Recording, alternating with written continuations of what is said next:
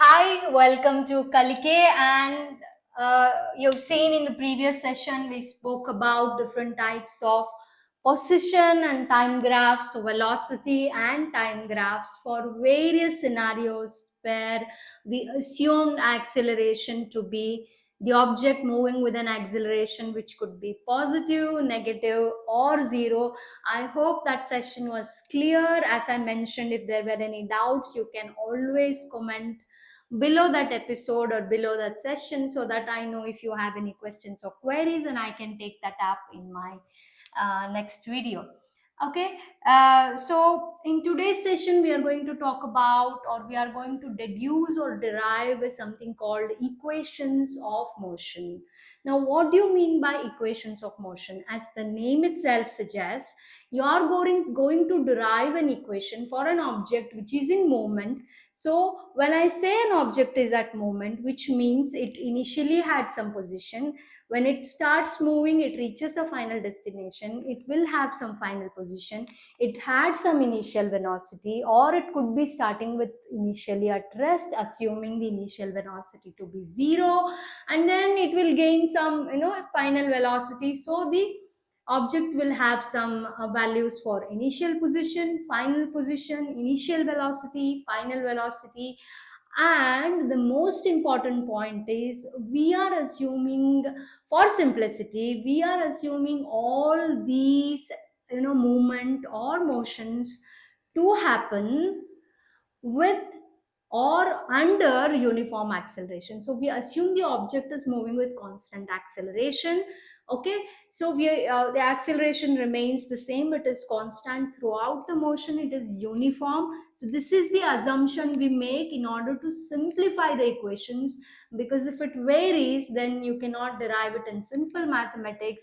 It will involve higher mathematics. So for simplicity, for your syllabus, all you have to do is you have to assume that these objects are moving under uniform motion, or constant acceleration or uniform acceleration under a given time t. So the initial time, when before you start the clock, or you just start the clock, when you start measuring your values, we take initial time and also final time. So without wasting much time, let's get started. Let's deep dive and let's enjoy deriving these equations.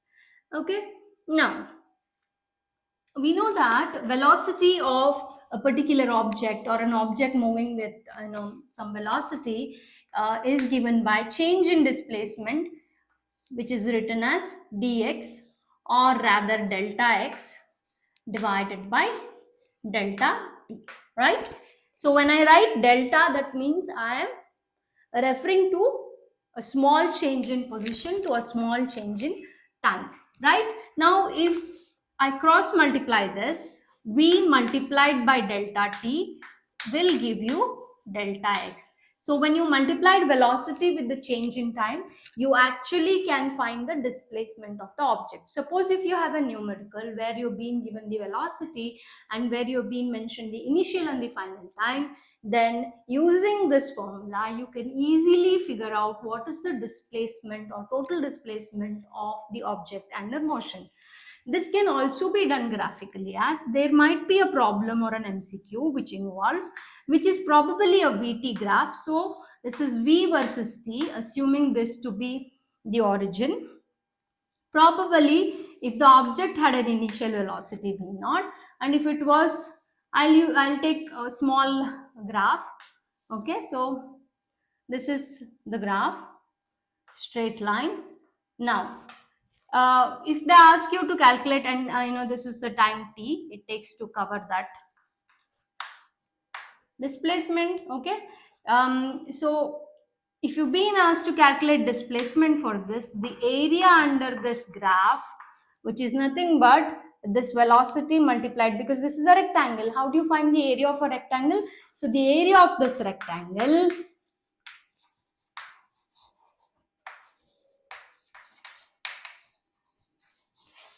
is given by, what is the area of the rectangle given by? Area of the rectangle is length into breadth. So the length into breadth. So this is the length and this is the breadth. So what is this length? Length is V0 into what is the breadth? The breadth is T. So V naught into T. So V naught into T is nothing but what? It gives you the displacement. So the area of the rectangle, which is this, in this case, will give you the displacement, total displacement of the object. Okay, so always remember, whenever you have to find the total displacement of an object, you just multiply velocity with the change in time. So now you see that you might be asked to derive something called V is equal to V naught plus AT, where this equation is representing the relationship between final velocity, initial velocity, uniform acceleration, because I already told you all these equations of motions are derived assuming the object to be moving under uniform acceleration at a time t. So we have to derive this equation. This could be a 5-mark question, a 3-mark question as well, depending on how they distribute the scheme of evaluation. So therefore, now to derive this, I am going to need a VT graph. So what I'll do is, I'll assume an object is moving with an initial velocity V naught. Okay, so I'm drawing this VT graph, V versus T, the origin. I assume this is the initial velocity, and it is the initial velocity, it's moving with a constant initial velocity. Okay, so the area under this graph will give me the displacement, and this is T, whereas this is V naught. I'm assuming this is the value of V naught. So this is V naught. This whole value is V naught. Okay. Now, we know that, okay, let's say consider an object moving with the initial velocity V naught. So what is V naught? V naught is the initial velocity. So you have to write all this when asked for examination purposes. So you write, consider an object, you write the graph first, because make sure you denote V here, denote T here. You can also denote this as it is moving in meter per second and time is measured in second. So T is along this axis, V is along this axis. So make sure you mention everything properly, because graph carries 1 mark. This will be 1 mark, your scheme of evaluation. So if you do not have a graph for this derivation, you are obviously going to lose a mark. Okay, now so now then, after writing the graph, after denoting it properly, you are going to mention it as, consider an object moving with an initial velocity V naught, final velocity V. Okay, so final velocity V under uniform acceleration. So what is A is, it is moving under uniform acceleration in a time t. So t is time. Okay, so we know that after you write all this explanation, you write, we know that acceleration by definition is given by change in velocity, that is delta V divided by delta T. So delta V is final velocity minus initial velocity. Therefore, the final velocity here is denoted by V. I will write it as final velocity minus the initial velocity here, which is V naught, whole divided by, similarly, final time, which is T, and initial time is T naught. Now I will make another assumption for simplicity. Let the initial time be measured to be 0. We start from 0. So then the equation becomes A is equal to V minus V naught divided by T minus 0. So this can be written as V minus V naught whole divided by T. In other words, if you cross multiply this is going to be AT is equal to V minus V naught. So what do you need? You need V. You need an expression for V. So retain V here. If you retain V here and sign minus V naught on the other side, that becomes plus V naught. So that will be V naught plus AT. So if you write all these equations, every step will carry a mark, which could be either a 3-mark question or a 4-mark questions. So when you are writing for examination point of view, especially in your board exams, make sure you do not miss any step. So you see, it's very simple derivation, right? So now it is time to derive another very important equation of motion. We will solve a number of numericals using this equation of motion. So what does this equation of motion give you? This equation of motion gives you the relationship between final position, initial velocity, time, and uniform acceleration.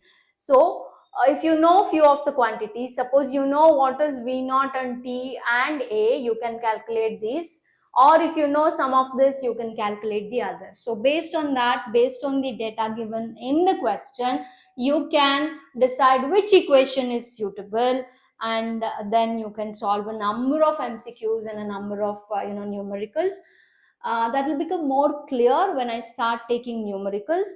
Now let's derive this equation, the relationship between initial, final positions, final velocity, initial velocity, and assuming the object to be moving under uniform acceleration. So for this, again, I would need a VT graph, and remember, a graph is a must when you are deriving these equations of motion, because graph from the board examination point of view it is going to carry 1 mark. Okay, you would lose 1 mark if you do not write the graph.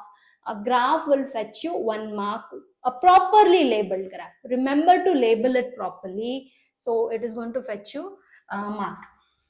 So let's assume this is the VT graph. So this is V, okay. I'm plotting V versus T, okay. Now this is the origin. I assume that it was traveling with some initial velocity. This is initial velocity. Let it be a straight line, okay. Now we know that the area under this, how would you find the area under this curve? So drop down a line onto the x-axis. So this, let me call it as T. So this whole thing is T, okay.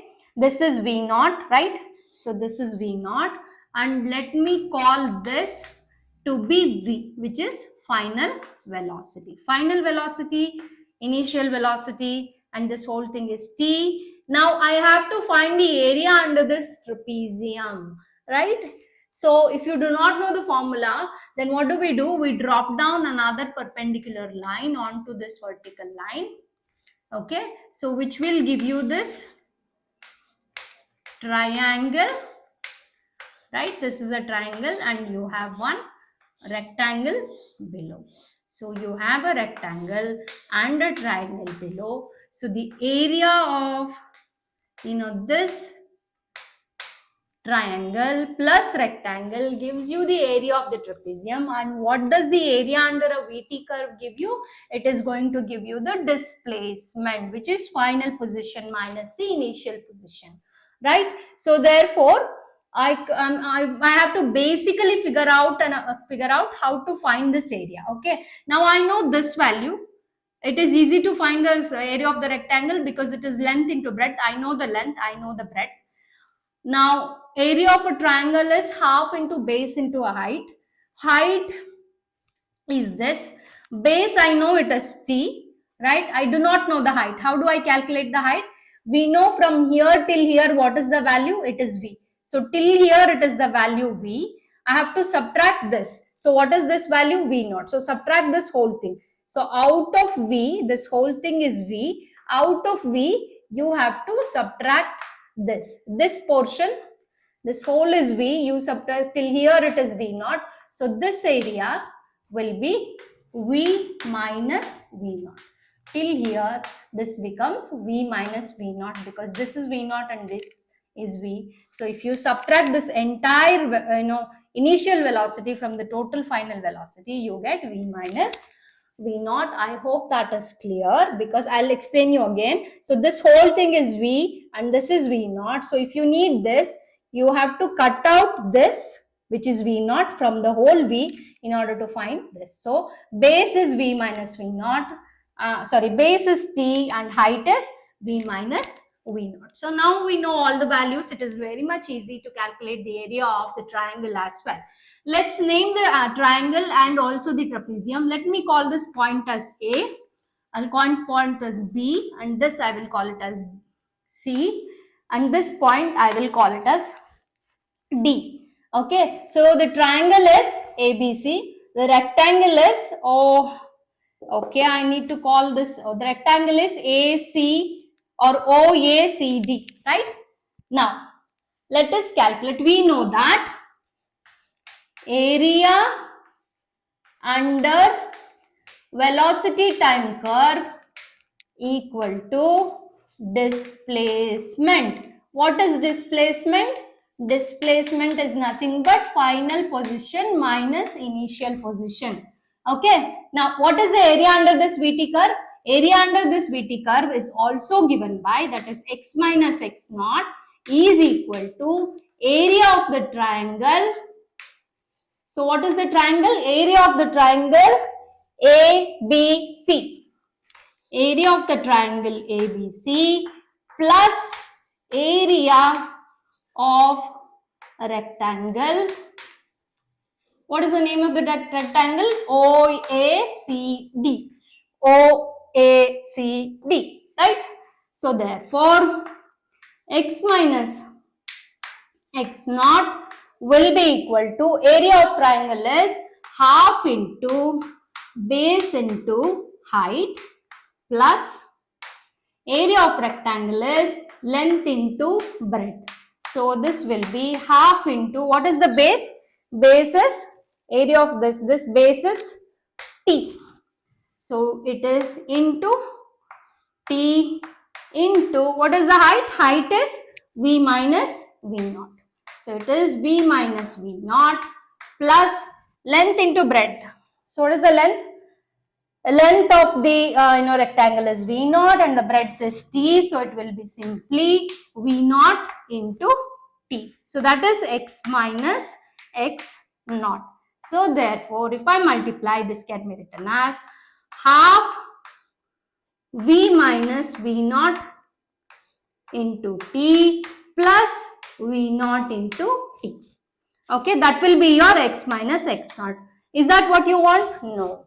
I see there is an extra V here. We do not have V in this expression. So what I will do is, but we know that from the earlier equation of motion that I derived, V is equal to V naught plus AT, right? So V will be equal to V naught plus AT. In other words, this implies, okay, in other words, I can write this as V minus V naught, which is the quantity here, is given by AT. So I can replace V minus V naught in this equation by AT, which I require here, right? Therefore, my equation will now become x minus x naught will be equal to half into, I am replacing V minus V naught by AT.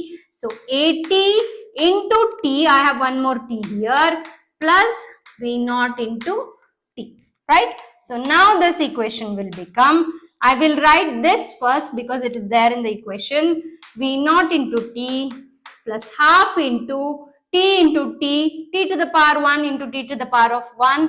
If the bases are common, you add the indices, so it will be 1 plus 1 a into T to the power of 1 plus 1 is 2. So the final expression is x minus x naught is equal to V naught into T plus half AT square. So it is as simple as that. Make sure you do not miss any steps because each step carries a mark. Okay. Now in your the notes that I provided, mark the scheme of evaluation so that you know which steps are important, what to miss, what not to miss, and what if you miss something, what is okay and what is not okay. Okay.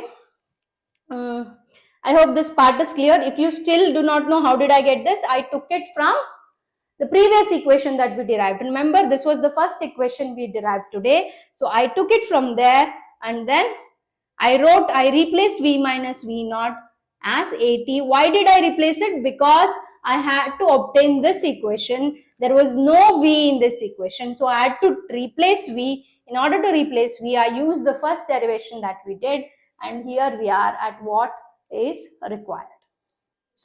Well, now we'll take it a bit further and we will deduce another equation of motion, again connecting the same quantities. Like here in this case, unlike the previous case, we are involving the final velocity as well. So it is final velocity square minus initial velocity square is 2 times acceleration into displacement. So since this is displacement, I am taking the same graph.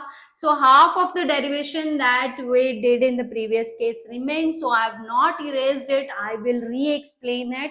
So till which step should you actually do the same thing that we did in the previous expression? Since we require it for displacement and also we require final velocity, I have velocity versus time graph, assuming this is the value of V naught, this is the graph. So again, the area under this curve gives you the displacement, which is final position minus initial position. That is also equal to area of the triangle ABC plus area of the rectangle OECD. The area of any triangle is given by half into base into height. Area of rectangle is given by length into breadth. Therefore, half into what is the base here? Like earlier, this is the base, which is t, which is time. Okay, what is the height? The height is the total final velocity minus the initial velocity, that is v minus v naught, plus what is the length and breadth? The length is initial velocity, breadth is times t, so v naught into t. Now what do? We rewrite it. I write v minus v naught first, I write t later. Now what am I going to do? Like the earlier case, I'm not going to get rid of V. Instead, I require another V and another V naught, because this is whole square and whole square, which means there are two V's and two V naughts. So I cannot get rid of V minus V naught and replace it by AT like we did earlier. Instead, you know what I'm going to do? I need another V and V naught, right? V minus V naught is one more quantity. So what do we do next? We need V minus V naught has to be twice. So you need V square and V naught square.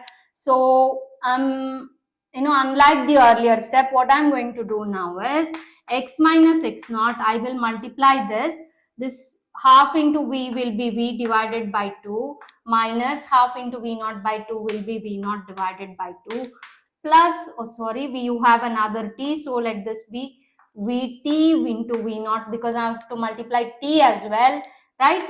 So there is a t in the numerator which I have to include, plus V naught into t. Now what am I going to do? I am going to take the LCM. If I take LCM, since you have 2 in the denominator, they do get cancelled. You just retain V into t. So when you take LCM, what happens is you are basically doing Vt divided by 2 into 2. So this gets cancelled. You are retaining only Vt. Similarly here, V naught by 2, you get 2 gets cancelled. So it will be minus V naught into t. Since you do not have anything else here, it will be V naught t into 2. This becomes 2 into V naught t. So there is 2 V naught and minus V naught. So you are left with only one V naught. I am going to write it here. So the answer will be x minus x naught is equal to Vt and 2 and 1, that is 2 is greater. So therefore first let's Vt plus V naught into t divided by 2. Either you can write it as whole divided by 2, or you can take t common, right? So let's take 2 common. So this will be t by 2, right, into V plus V naught. Or you can write 1 by 2 into V plus V naught into t. Now I need V square minus V naught square. I also need A. So what I am going to do, I have to substitute for t. So what is t? We know V minus V naught is equal to AT, right? This is what we derived earlier. So t will be equal to v minus v naught divided by a. So I will substitute this value of t in this equation. So you see I have one more v minus v naught, and also I needed t. I also needed a in the equation, which I got. So now if I substitute, let's see what will happen.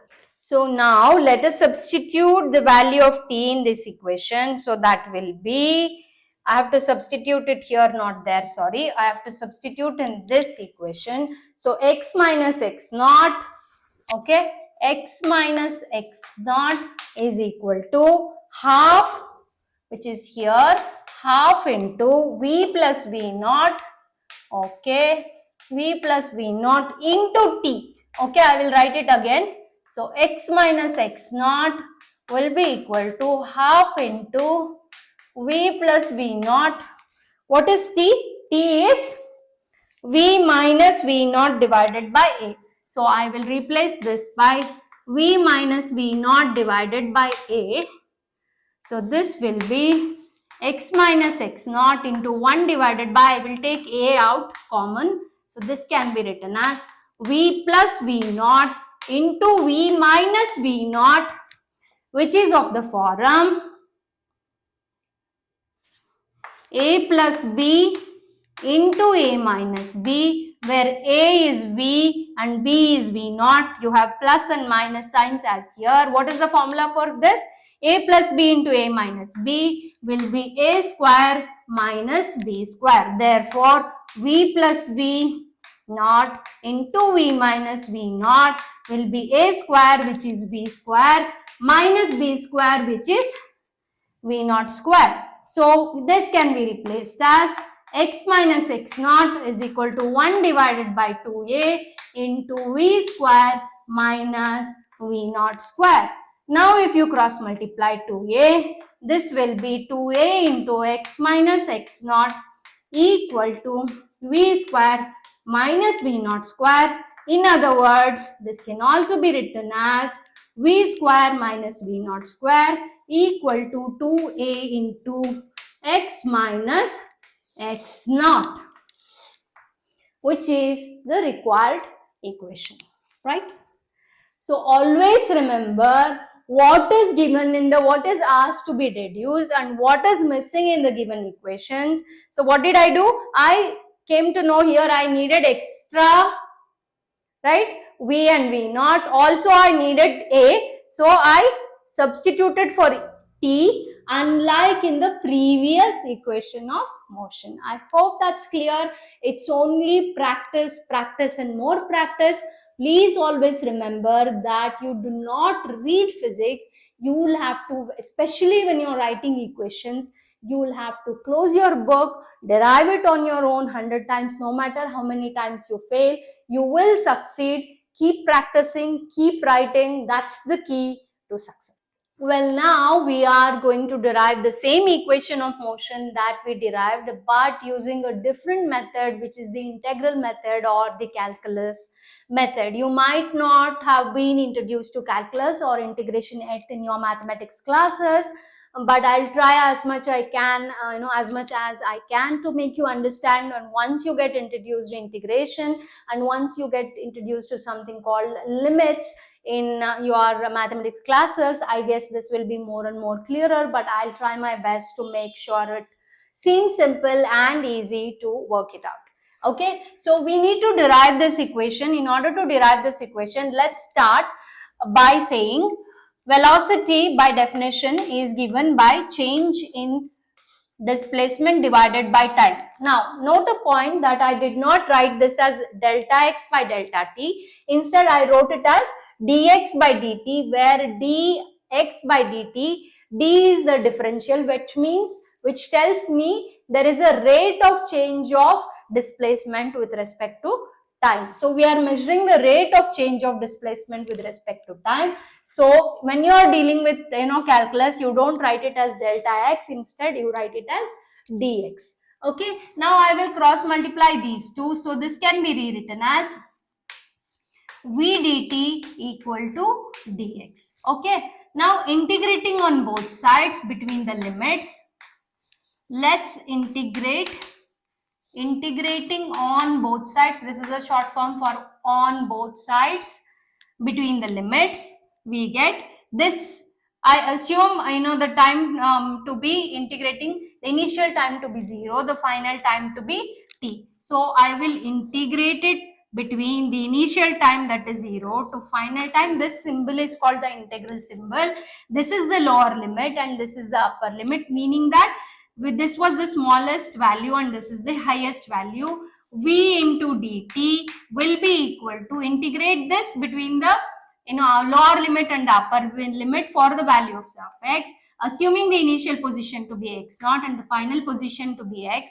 Within the integral sign, you write the lower limit down here and the upper limit here, and it's the integral symbol is almost like slant s, calligraphic x s, and you write it as dx. Okay, now I will replace v, as we know v is equal to, or v what shall I say, we know that v naught plus at is equal to v, right? So v is given by v naught plus at.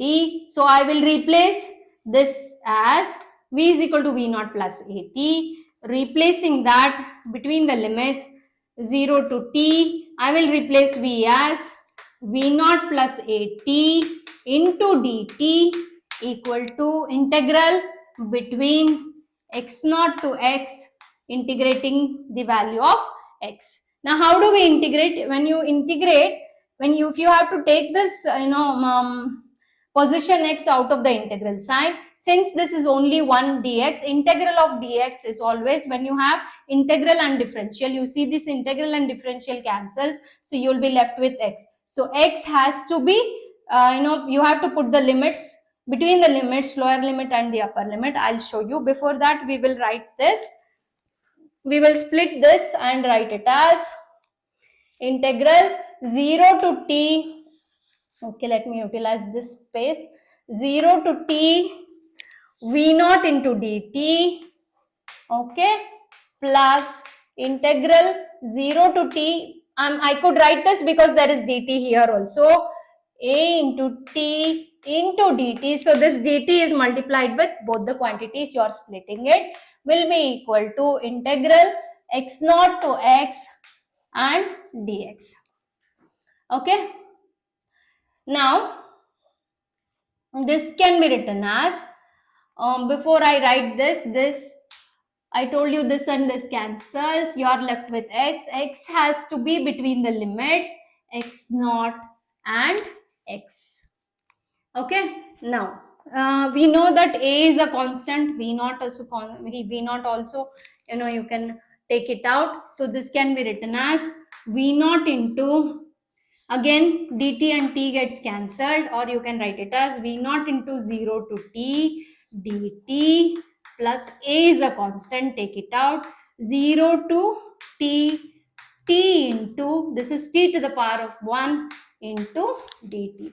So this will be v naught into, integral and differential gets cancelled, t between the limits 0 to t plus a is a constant. Now there is a formula. If you have t to the power of 1, integral t to the power of 1 is written as integral t to the power of 1 into dt is written as t to the power of 1 plus, you have to add one more 1 whole divided by 1 plus 1, where this value is called n. So this, the formula is, the actual formula is x to the power of n into dx is, n is 1. So the formula is x to the power of n plus 1 whole divided by n plus 1, where the value of n here is 1. So we have just replaced n by 1. Okay, so this will be t to the power of 1 plus 1 divided by 1 plus 1, which is t power 2 divided by 2. So t power 2 divided by 2 between the limit 0 to t equal to, now let's apply the limits here. The upper limit is x and the lower limit is x naught. Okay, I hope this part is clear.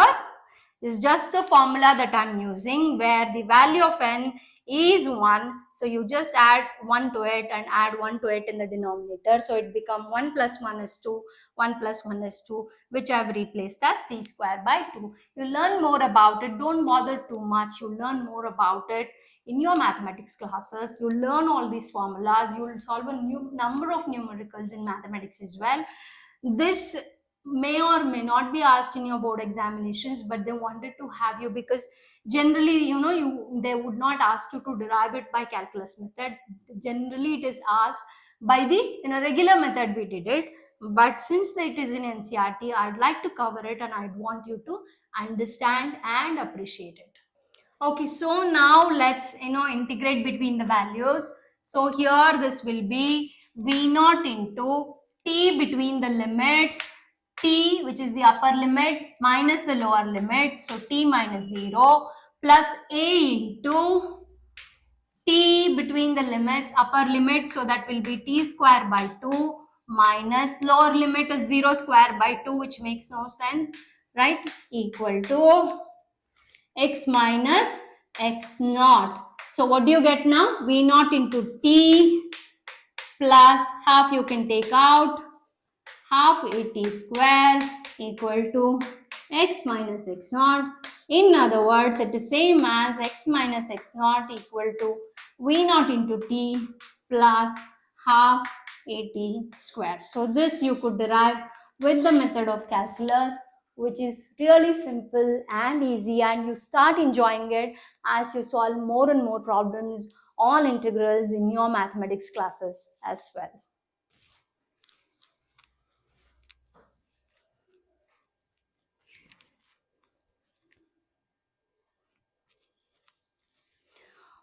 Well, now it's time to derive, the same equation of motion that we derived earlier, which is v square minus v naught square is 2 times x minus x naught. But again, with the method of calculus, using the method of calculus or integral symbols. So let's do it. Now, in the previous case, we did defined velocity. Here we are going to define acceleration. Acceleration is given by dv divided by dt, that is rate of change of velocity by time. Now I can rewrite this as dv divided by dx into dx divided by dt. This will not alter the value because if dx and dx gets cancelled, you still get dv by dt.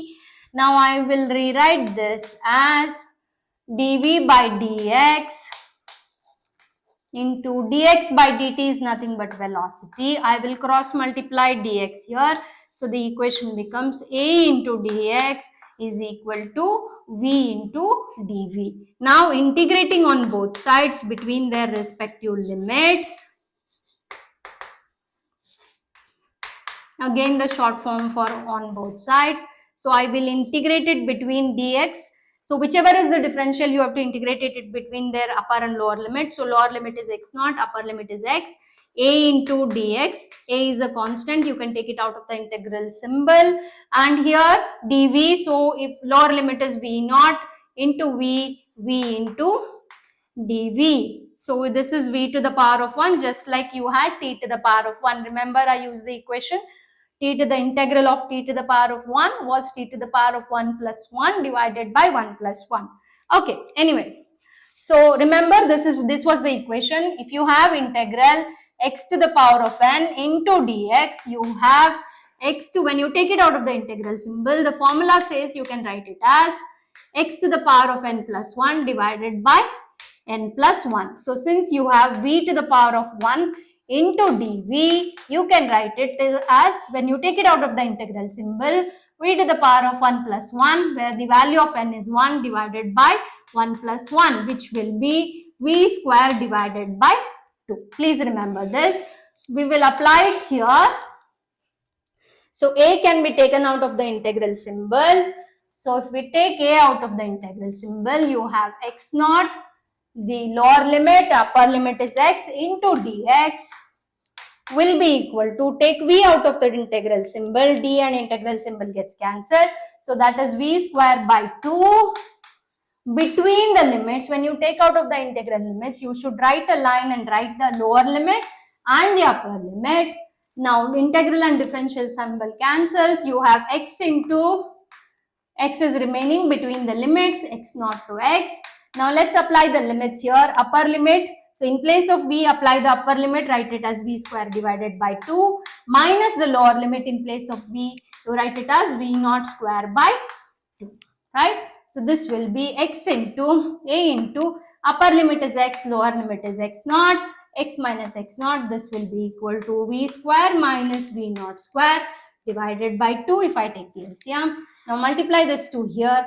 So you have v square minus v naught square is equal to 2a into x minus x naught. I have just written it. Exchange the LHS and the RHS so that I obtain the equation given. I hope this part is clear. Don't worry too much. If you're too scared, if you have any questions, please leave below. And I'm telling you again, once you learn integration in your mathematics, solve more and more problems, this becomes really easy. You know how to integrate, you know how to use the integral formulas. So it's all about practice. Make sure you keep a pen and a paper, keep practicing. Don't just read it or by heart it. You always have to practice. When I say practice, you have to close your textbook or close your notes or the notes that I've provided and practice it for examination point of view. That will give you the confidence that you need to face your board exams.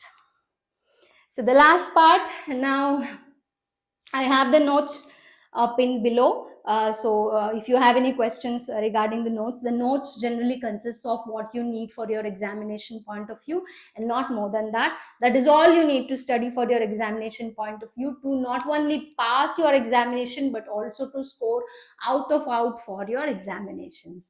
Okay, and then always please remember, if you take care of physics, physics will always take care of you. Please take care of your fundamentals and you'll see physics is as easy as the pie. Thank you.